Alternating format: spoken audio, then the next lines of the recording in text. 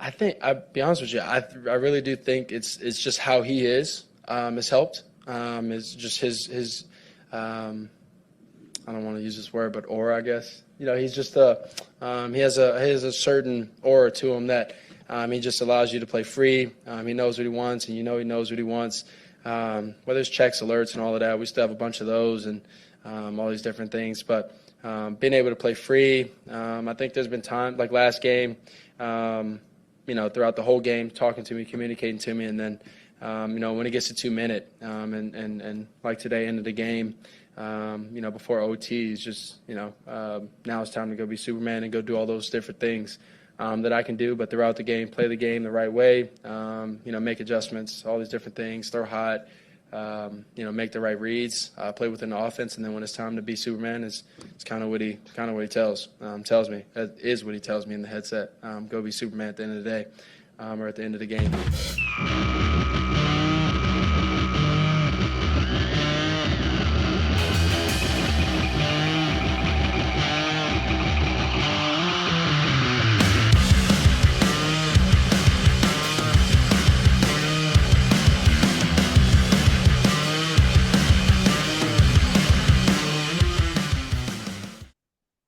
Was this a moral victory or just another heartbreak?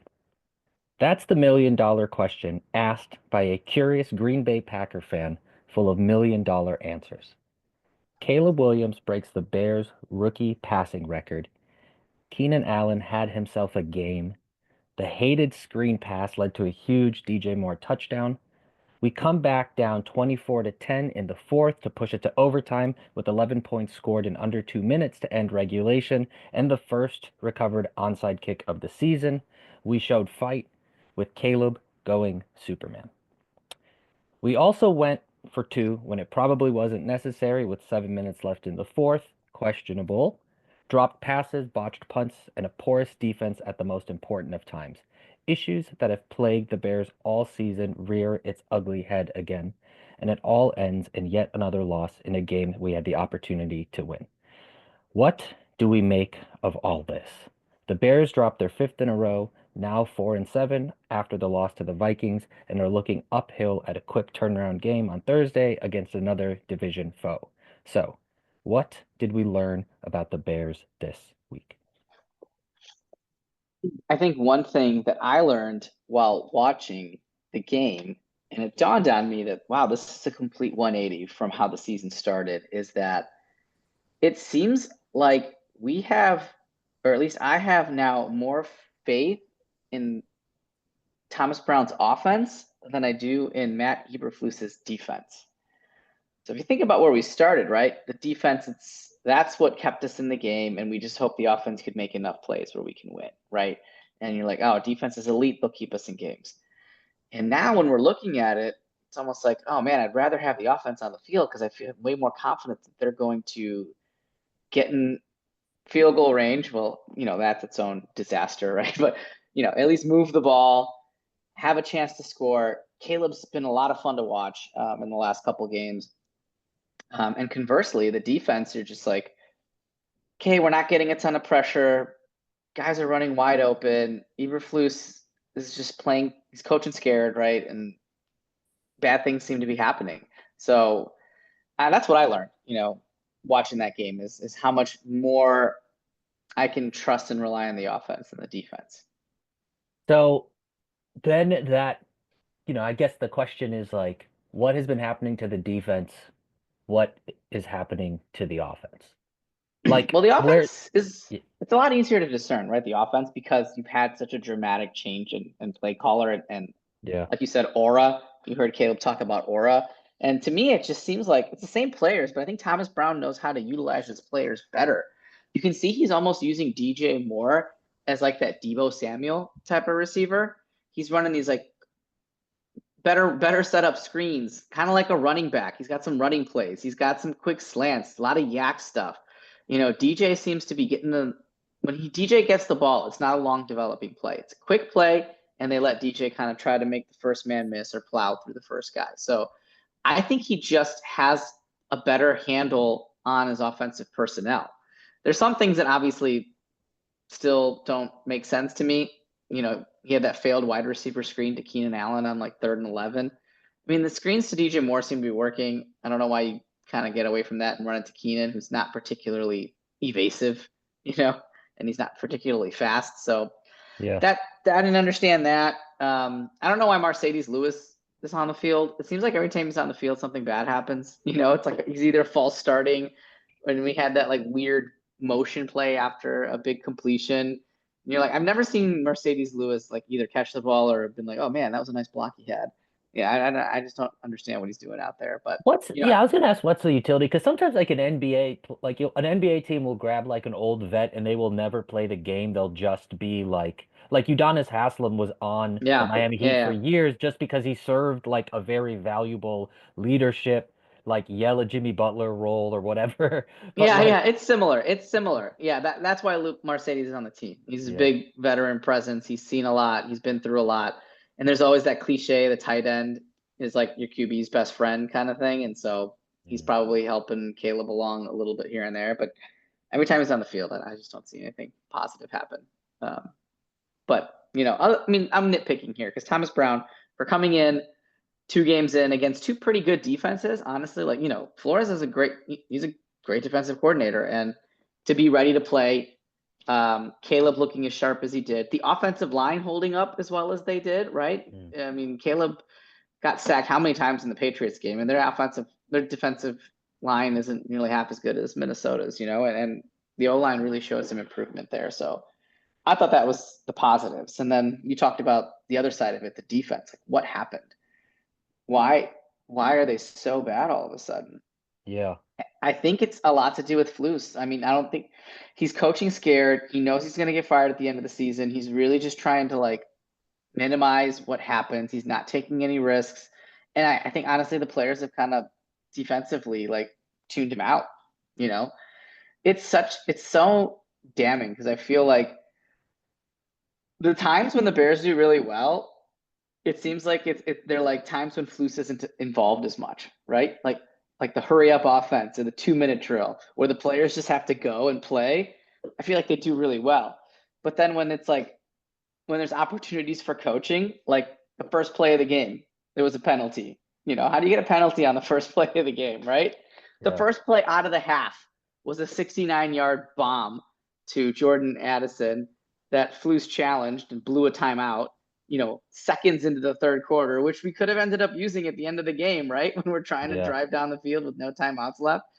So it's like, out of timeouts, it just feels like the longer Flus has to put his influence into it, the worse it seems. And, the times when Caleb's just hurrying up and going, I feel like are when they're operating the best, to be honest. And that's kind of weird.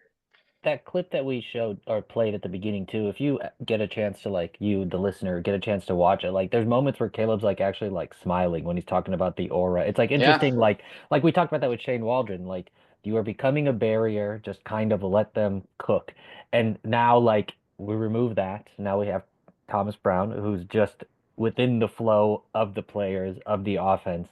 And now, I guess you get to see what it looks like on the defensive side where like, there was so much like cushion on, especially at the end where it's like you're open, so open, it's crazy. And like we know this is a good defense, so we know they know how to guard, and they actually like kind of shut down Justin Jefferson. I don't really like they did like really really well. But it was just especially at the end, it just became so clear that they had so much space to just march down the field. Yeah, it was frustrating because they weren't even contested catches. It seems like anytime that Darnold threw the ball, there was like nobody within like 10 feet of like any of these guys. And you're just like, what is going on? Flus with his prevent defense, the only thing it prevents you from doing is winning. It just seems like it's a recipe for disaster. And he's doing it because I think he knows that like he's just on his way out, man. And he's just, I don't know, he's just mailing it in.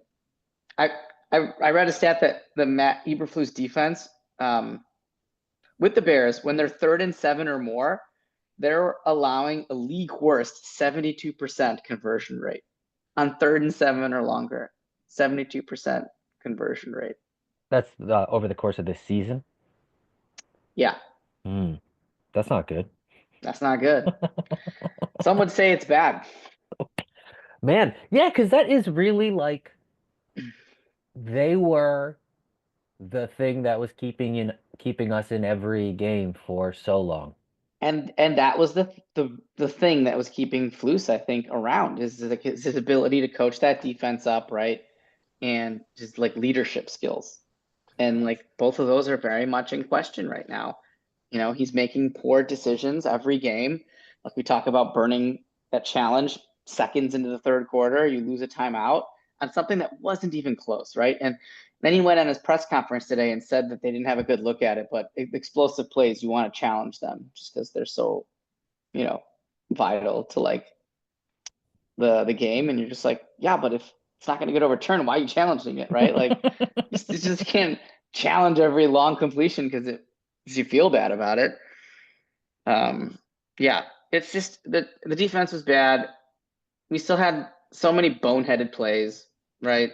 The field goal block. It's like that's how you lost against the Packers. How do you come out and your first field goal attempt gets blocked? It's just The announcers weren't even done saying last week they got blocked by Green Bay, and now let's see what happens. And then as the person is speaking, yeah, it's just, and it's the who was it? Was it Cap? I think I was watching like Cap's thing last hmm night, and he was talking about it's like, hmm why are you kicking from the same side? You see what's happening? Like, It's ridiculous. yeah. And it's 4th and 4. Your QB's playing well, and you just had a long field goal blocked because your kicker has a low trajectory. So you don't think Minnesota watched that game? You don't think they know that? And now you're putting them out there again. Of course they're gonna know like what to do. You're just like setting yourself up for failure. And then later in the game, you can tell that he wanted to send the kicker out, and then the offense was like staying out there. So they had Santos run out, then they had Santos run back, and then they had like tried this 4th down conversion. And you're like, dude, this guy has no idea what he's doing. And Moose Johnson even said it. He said it so many different times in so many different ways. Where it's like this team just constantly finds ways to beat themselves. I mean, he's basically saying like your coach is an idiot, and like it's just it was basically like, look, if you're actively rooting, against this season, this was like the perfect game, right? Because Caleb looked great and Flus looked way overmatched and they lost, right? So you're one step closer to getting a new coach. You've gotten a better draft pick if you're looking at that sort of thing. And your quarterback looked like he belonged. It was like check, check, check, if that's kind of what you're going What for. a chaotic, like discombobulated mix to sit with. Watching your quarterback ball, hoping he plays so well. I mean, he was throwing fucking darts, and at the end of Yeah, that fourth was just like rolling. Like you felt so good watching them march down the field, and then you also want to continue to have their head coach look bad so that he doesn't stick around. That's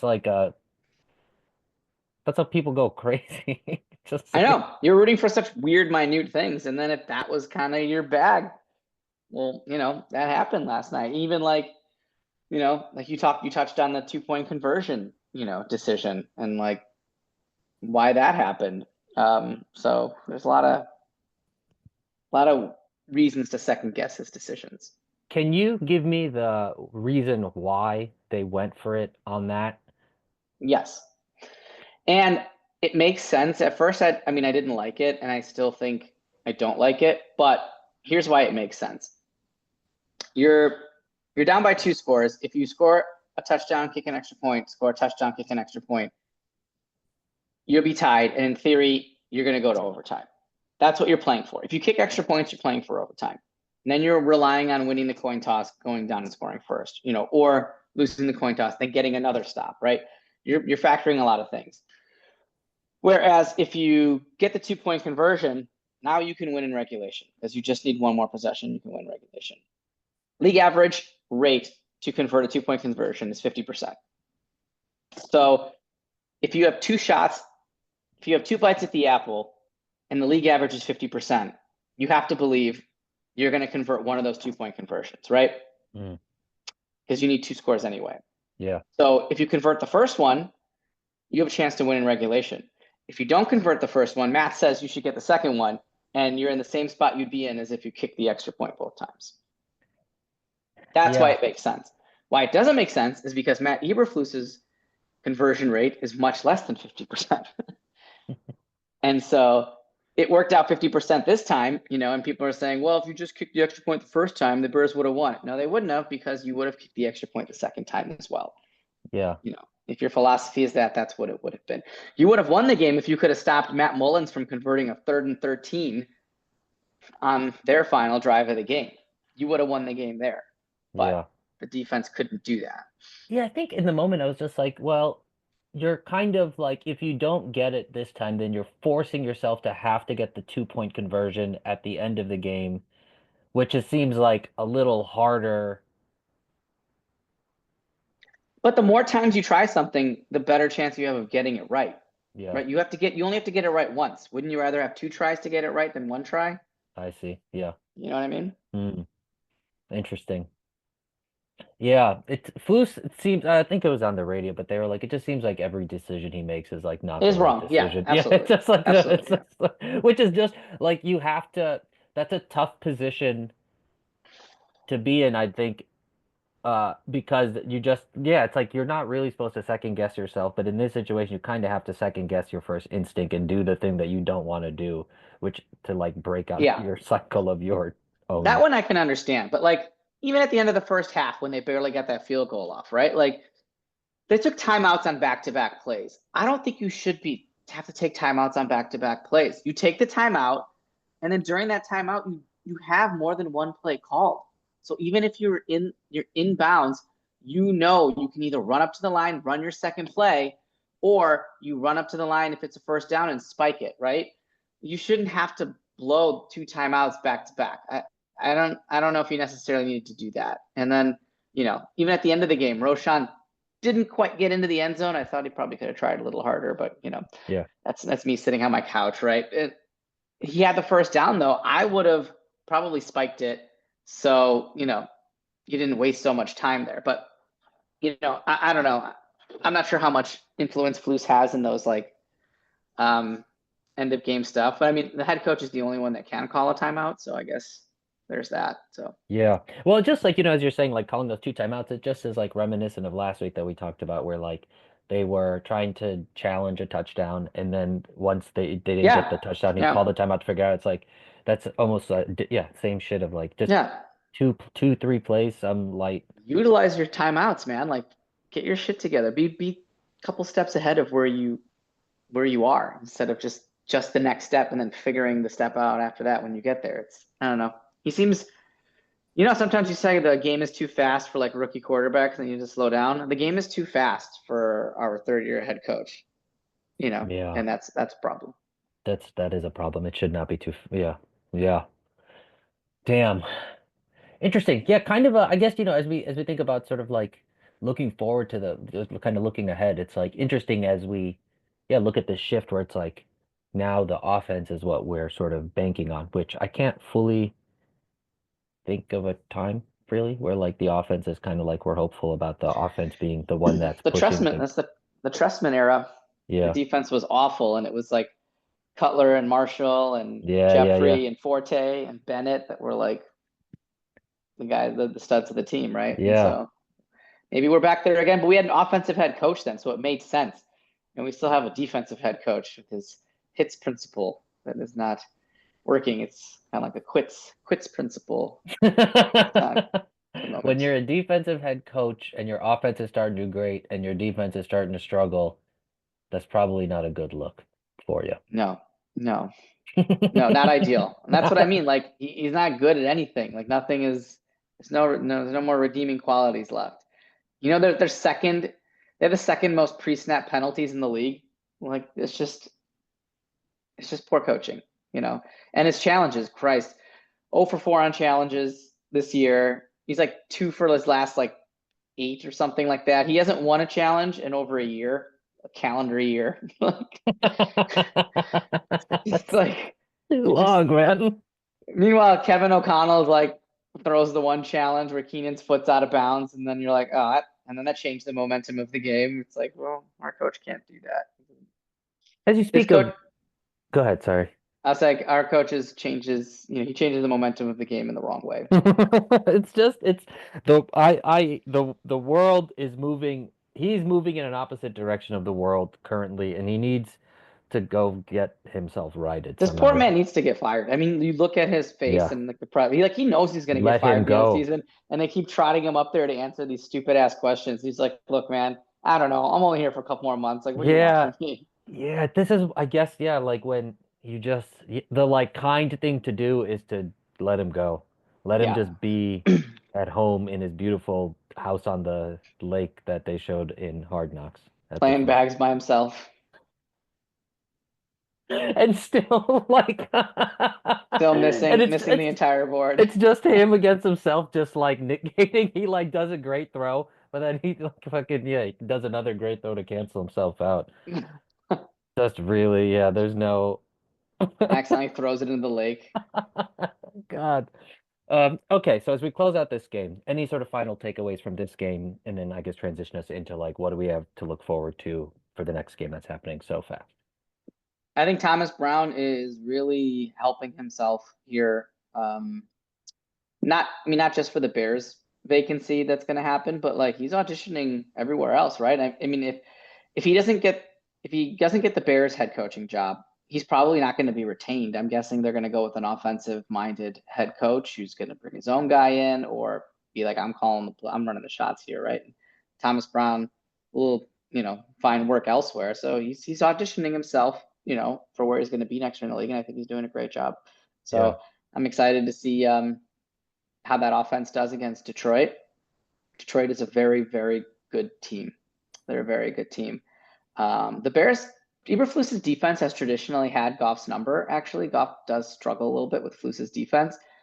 I don't know if the Flus's defense of old is what's going to show up. But the line right now is 10.5, which is pretty big line in favor of Detroit. So Vegas thinks it's going to be a blowout. I think the Bears and Caleb do end up keeping it closer than the final score might indicate. I think they keep it kind of close, and then Detroit manages to kind of pull away a little bit at the end, and maybe Detroit does end up covering. But you feel better about the score the game than the actual score indicates. But I think the Bears ultimately lose, and then it'll be interesting to see what happens with Flus after that. Yeah. Because there's Because like kind of a if you're gonna long, fire him, yeah, if you're gonna fire him, that Friday is the day to do it. Because now they have 10 extra days until their next game against the Niners. And if you're gonna put an interim coach in there, you want to give him a little bit extra time, right, to prepare and get acclimated. Like firing Flus today would have not set Thomas Brown up for success, assuming he's the guy that takes over because the turnaround's so quick. yeah, But Friday you get a longer turnaround, right? So maybe that's the day something happens. yeah, yeah. It'd be interesting. I mean, it's just nice to just it's nice to see the offense clicking and clicking so well and like flowing and yeah, it'll be interesting to see how they show up with not much time with that turnaround. Mm-hmm. Okay, so as we close out, your articles, you've been one writing up a effing storm, showing up on the first page of Google search for the Bears. That's Uh, right. yeah, talk a little bit about talk a little bit about that, where they can find you, all that stuff. Yeah, no, thanks for the shout out. Yeah, so moved on Tap Sports last week. I don't know, I put out a good 12 to 13 articles last week on just anything that pops up Bears related. Um, so you can find Bears on Tap through On Tap Sports. I post all the articles on my Twitter at smpatel06, so make sure you follow me there. But yeah, no, it's been a great ride. Love working with the folks at On Tap. They've been awesome. So appreciate the shout out. Dude, you're killing it, man. That's amazing. I think there was like, yeah, text after text after text. I was like, damn, dude, this dude is fucking writing his ass off. But yeah, go Get check them out his clicks. articles. Say that again. Get me them clicks. Um, and then with that quick game on Thursday, we will have our next episode out Friday or Saturday this week. So stay tuned for that. Um, and we appreciate y'all listening, and we will catch y'all next week. Oh, yeah, for Samir Patel, I'm Chirag Rathod. We are the Bears in the neighborhood. We'll catch y'all next week, and go be Superman. Good night, Saskatchewan.